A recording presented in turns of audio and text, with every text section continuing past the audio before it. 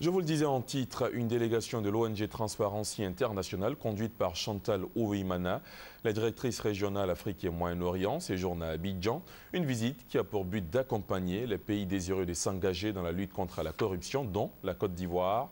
La délégation a été reçue par le secrétaire national à la gouvernance et au renforcement des capacités. C'était au siège de l'institution, en toile de fond. Les dernières évolutions du dispositif de lutte contre la corruption, nous dit Lassina Ouattara.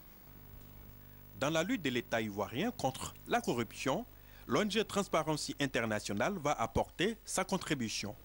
Le secrétariat national à la gouvernance et au renforcement des capacités et cette ONG vont sensibiliser la société civile, les médias, le gouvernement, les parlementaires et les jeunes sur leur rôle et responsabilité dans la lutte contre la corruption.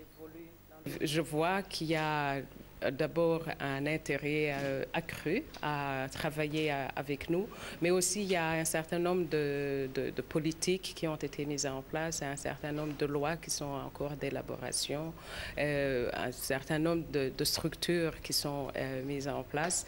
Tout ça dans le sens de renforcer la transparence, la redevabilité, et on veut encore insister sur la participation des citoyens dans la lutte contre la corruption. La Côte d'Ivoire, sous l'impulsion du président Alassane Ouattara, reste disposée à lutter contre ce fléau et promouvoir davantage la bonne gouvernance.